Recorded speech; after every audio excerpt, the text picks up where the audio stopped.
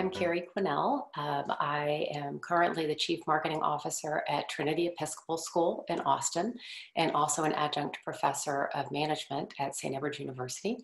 I graduated from Texas State, Southwest Texas, in '93 with a degree in journalism and a specialization in PR. And currently serve on the advisory board for the School of Journalism and Mass Comm at Texas State, and am an active and involved alumni. Yeah, so I realized pretty early on that I loved writing, but it wasn't necessarily features writing or fiction writing or academic writing. It was more of the editorial journalistic writing. And I realized that I did have a talent for it, and also for helping other people to be able to communicate better as well. Yeah. So I like to say that I can spot writing errors from miles away. It's a talent and a curse. And I have a talent for it. And also I really enjoy helping other people communicate better. Yeah. And so in its broadest sense, working in mass comm in all of the different industries and focus that I've had, it really does boil down to that. So both realizing the interest for it and the talent for it early on. Yeah, well, I wish I had your talent because grammar's really not my thing, but I try. It can be learned. Yeah. And then, so how did you get into the industry, and kind of how has it changed since you've been in it? Yeah, so I graduated from Texas State in '93. The landscape was quite different in how students and people early in their career were able to break into different industries and different jobs in the field.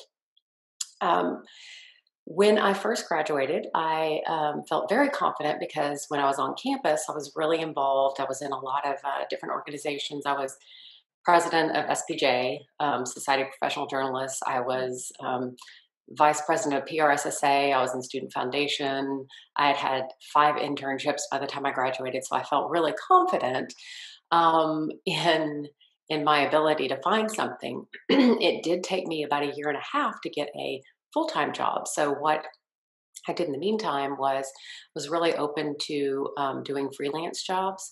I got a lot of different positions as a copy editor at different local newspapers in Austin.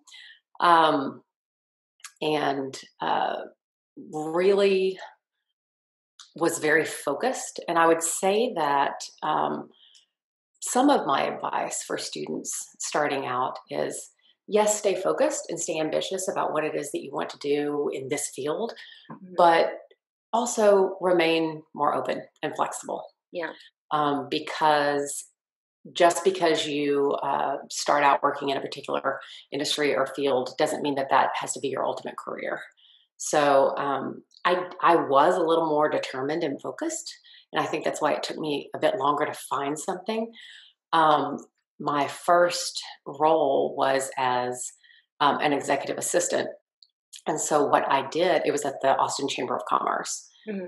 And what I did was I used that as a springboard to ask for marketing and communications related projects and to meet people and network while I was there. So it's possible to break into something by taking a position that isn't necessarily what it was that you thought you wanted. Yeah. Yeah. So just kind of be open to whatever comes. Yeah. Right. Determined, but a little more open to possibilities. Yeah. Flexible. Yeah. Do you have any future predictions for your field? I have a lot of future predictions for my field, and sometimes they change daily. I would say that right now, if I were to answer that question today, it is that organizations are going to have a greater need for a professional communicator within their organization. There is a greater need now, particularly because of the remote workforce. Yeah. And it's harder to communicate when you're not in person. It's harder to communicate when your workforce is fractioned in different areas.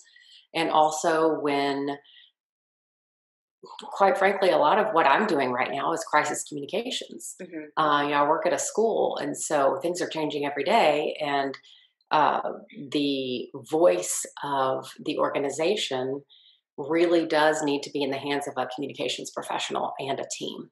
Yeah. So I think that with the way that the workforce is shifting and will continue to shift, organizations will start to see, companies will start to see the absolute need and necessity for professional communicators within their organizations. So I think that we'll start to see more jobs and more roles for people full time within organizations, or freelance, hired out, contract, to help organizations get through some tough times. Yeah, absolutely. Yeah. Well, is there anything you would have done differently to prepare for going into your career field? Hmm. I mentioned this a little earlier,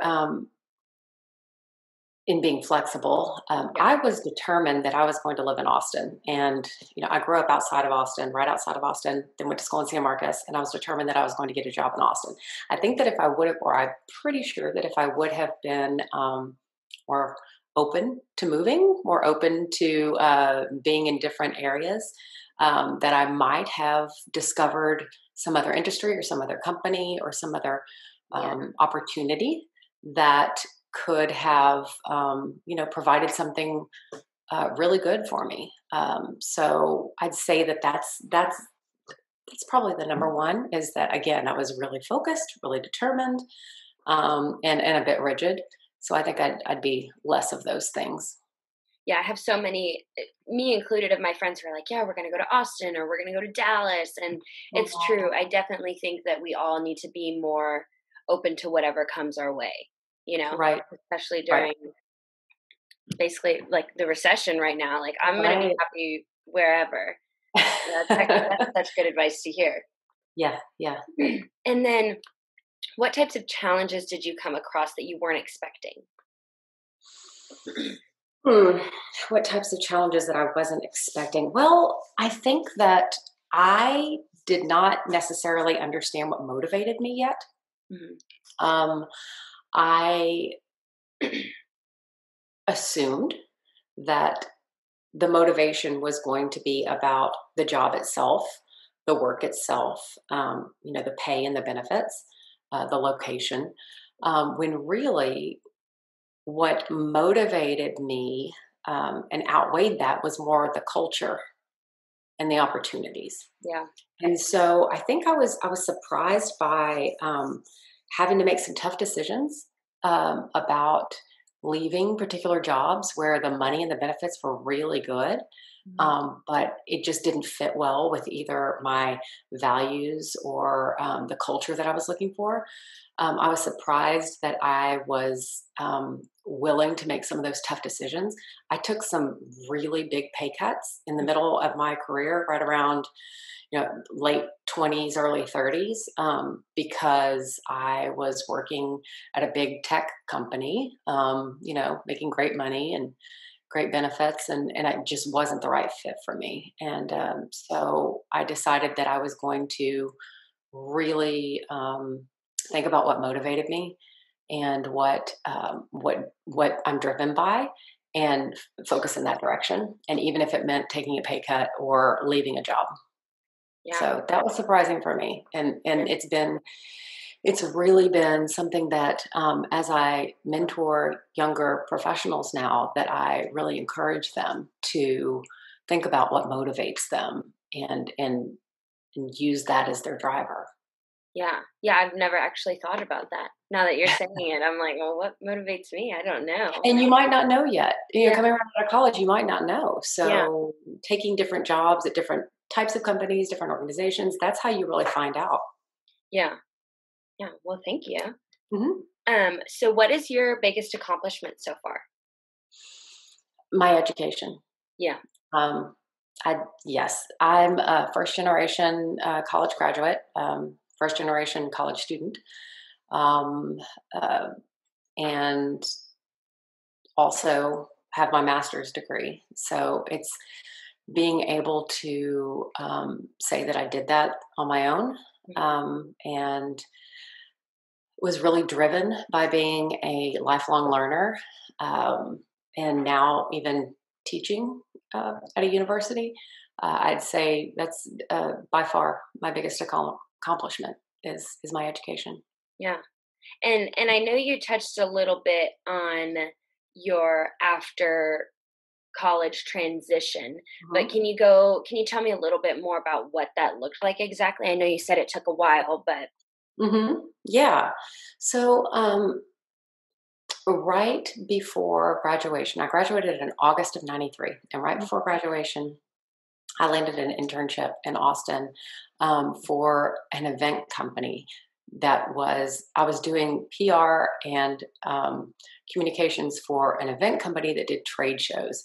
mm, There aren't a whole lot of trade shows anymore, but back then, people would buy booths at a conference center and mm, people would walk up to booths. People don't do that anymore, do they? No. mm, Maybe one day again this will happen, but I had an internship, paid internship in Austin, working for that company, and then graduated and kept that internship. It lasted till maybe October, November, mm, and then I started using the network of people that I'd met through past internships, and also anyone who had ever spoken at any PRSSA or SPJ um, event I had stayed in contact with. I yeah, started reaching out to those people to ask them to look at my portfolio, to ask them to do mock interviews. You know, in '93, there were no online job boards. There was no LinkedIn. There was no, you know, ability to apply for a job online. The job that I found at the Austin Chamber of Commerce, I actually found through a listing in the Austin American Statesman newspaper. oh my gosh. I know. Imagine that. But I made a lot of phone calls. Mhm, I wrote a lot of resumes. I joined professional organizations in Austin and just made a lot of connections and networked. And I think that finding that job at the chamber, it was a blessing to find that because I was able to make a lot of really good um, professional connections there as well. yeah. So then, other than, making a bunch of connections, what would be some advice that you have for students looking for internships or jobs right now? I mentioned LinkedIn. Yes. Absolutely, definitely must have a LinkedIn profile. There is a module on LinkedIn now just for students, Yeah. for employers who are looking to hire recent graduates and students. So, and one of the, I teach business communication at St. Edward's, and we spend an entire section on creating your LinkedIn profile. There are so many resources out there right now for students to help you do that. Mhm. It is one of the top places that employers will look to hire interns. And it's also a really good way for you to showcase yourself. And SEO, it gets you an SEO. So you want to make sure that when someone Googles you, that's, and they will, if they're Yeah. interviewing you or if they're considering interviewing you, they will look you up online, and you want that LinkedIn profile to be something that really showcases what you're wanting to do. Um, I'd say also join organizations while you're in school. Yeah. Join organizations. Don't just join them, but become an officer. You know, volunteer. Volunteer roles are huge. Yeah. So volunteer in school, and then after, um, build a network. Like I said, when I was in SBJ and PRSSA, every single person who spoke at the events, I would ask them if I could stay in contact. And now you can connect with people on LinkedIn, so it's Yeah. a lot easier. So connect with them on LinkedIn, make a little note, say thank you for speaking at our event. Would love to stay in touch, and then Mhm. actually stay in touch. Yeah. I've spoken at Mass Comm Week a couple of years now, and I've had only one or two students who have connected with me and stayed in touch, which Mhm. is, you know, I've spoken to hundreds of students at Texas State, and maybe 4 of them have stayed in touch with me. So Yeah. yeah, and I remember them. So if they, applied for an internship with me or wanted me to help them in some way, I'd be a lot more likely to do that. Yeah, for sure. Yeah, And yeah. then, so finally, what single skill do you think students should take away from college? Like, what's the number one important thing? Um, Specifically, first I'll speak specifically and then generally. Hmm. Specifically for Mass Comm students, it's writing and editing skills Yeah. and distinguishing between academic writing and writing for Mass Comm, Hmm. writing for business, because there is a big distinction. And learning that nuance, writing for clarity, um, GSP, Yeah. being able to edit, that is, surprisingly, it's not something that a lot of students, um, a lot of students outside of the Mass Comm discipline ever learn. Hmm. So it really can help Mass Comm students to stand out Yeah. because they're taught that within the discipline. So going beyond what it is that you learn in your classes and really honing those writing skills, writing for online, writing for the web, writing for digital, Hmm. because that's really where your copy is going to end up showing up. Yeah. So that's specific to that. So in general, um, emotional intelligence, Yeah. and emotional intelligence, really, it's not fixed. We can develop and strengthen our emotional intelligence, and college is really an important and integral time for people to do that. So, really, what that means is emotional intelligence is the ability to understand your emotions and the emotions of others, and Hmm. then use your emotions effectively to guide the thinking and action. Yeah. So, understanding that, that's a big that's a big hole right now for a lot of young people, older people as well. some, some people never learn it. Yeah. But emotional intelligence, it's huge, huge, huge. And especially now, and hopefully we won't be doing Zoom forever. Yeah. I don't think we will, but I think that we will be doing it more than we ever have in the future, because we've found that people can connect this way when they weren't connecting at all. Yeah. So, emotional intelligence, to be able to read the emotions of someone on a flat screen, Yeah. 2 dimensional, when uh, when they may seemingly not be emoting anything at all. Yeah. So, I'd say that's number one. That's number one. Yeah. Well, thank you so much. That's all my questions. Ah, okay. Yeah. Well, I really appreciate it. And is there anything else, any last little advice or tidbit or anything you wanted to add? um, let's see. Let me. I know you gave a ton of great advice, but Thank you. Thank yeah. you. Um, hmm, let's see. I I think that I would, just to reiterate, connecting with Yeah. people, really being intentional Hmm. and connecting with people, asking the questions, staying in touch. Use LinkedIn. I can't Yeah. talk about that, more. Um, Using human connection and networks, and not relying on um, a resume to say it for you or to make the connections for you. Hmm. Getting involved on campus. I know it's a little tougher now than it used to be, but getting involved and asking for help